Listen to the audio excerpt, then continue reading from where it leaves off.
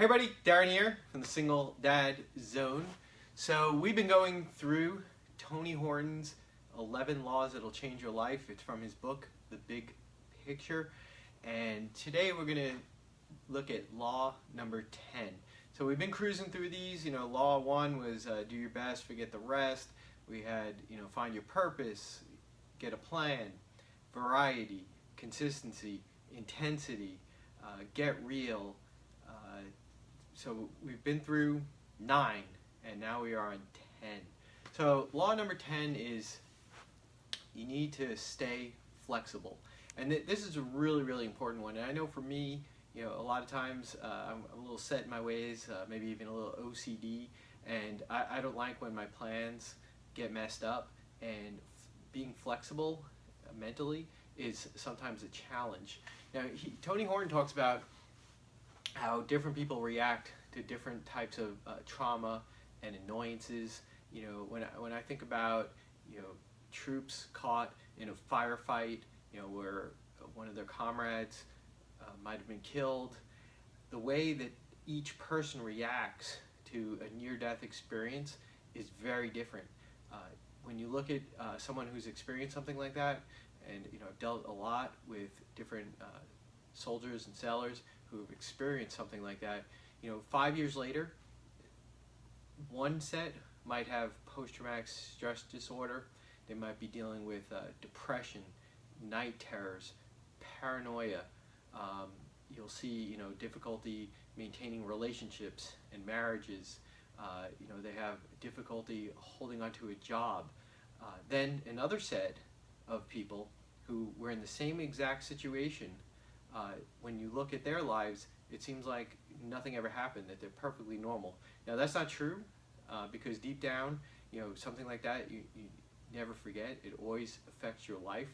But these people found different coping methods. They found the flexibility to accept what happened and put it in their past. They found a good counselor. They found, religion helped them. They went to their church, and it helped them work their way through the traumatic event. They focused on exercise and fitness, whatever it was. They found some type of coping skill that made them flexible enough that they were able to adapt and live a relatively normal life. The past, for anyone, affects you no matter what. We've all had trauma, whether you've been through a divorce, a car accident, a serious illness, death of a loved one. We've all faced trauma, and you'll see all different people, they face their trauma in a different way. And some people just can never get over the past. It always affects them. And it's not that they're weak, it's not that they made a choice that they like to be stuck where they are. It's just that they haven't been able to find the path and work on staying flexible and finding the way to adapt and come to that phase known as acceptance of the traumatic event. Now, when you look at fitness, flexibility, extremely important. I talked about in some of the other laws the importance of incorporating stretching and yoga and staying flexible with your fitness, and it works the same way. So the flexibility, it allows you to endure more, I guess, trauma. You can do more, and it really helps you from the fitness perspective. But the same thing applies to your emotional state. Having flexibility and the ability to adapt to circumstances, it really pushes you far down the path to a happier life. Like I said in the beginning here, I have a little bit of OCD, and I get really annoyed when my plans fall off the tracks a little bit.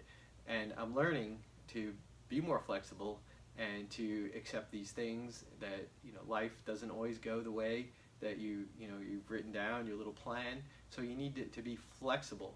And you look at children. I mean, they're incredible. they can contort themselves into all these different, shapes, and they can, mentally, it's incredible, their ability to adapt. And it's because of the flexibility. And as we get older, we lose the physical and the emotional flexibility. We get more set in our ways. Our bodies get stiffer. Our lower backs start to hurt. Our hamstrings tighten up. There was a point where I could only bend over probably as far as my knees. Now with yoga and everything, I can bend all the way over and put my palms on the ground. So you can develop flexibility, and you really should work on the flexibility. I mean, there's many studies that show with yoga, you have greater injury prevention, and also yoga helps you relax. It's good for you mentally. It stimulates your mind. And the stereotypical person who practices yoga, when I think of that person, is like some mellow dude. He's got long hair. He can contort himself into all these crazy shapes. So it really helps you mentally to relax. And finally, in the book, he talks about, with law number 9, flexibility with your diet. It's very important, to try new things, try healthy things, make good choices. If you're going to be, if you want to go on a binge, eating something bad, think about maybe having some fruit or something healthy instead of making that bad choice. So you need to be flexible with your food choices. So law number 10, stay flexible. I think this is an incredibly important one, and one that can really have a huge impact on you, both physically and emotionally, if you are unable to find the flexibility. So I appreciate everybody watching all these. I've gone through 10 of these in the last few weeks. We're going to be wrapping this up on Friday with the last law number, I can't even do 11, law number 11. And this has just been a phenomenal book, and actually it's been a really good experience going through it, law by law, and sharing, my thoughts about the book.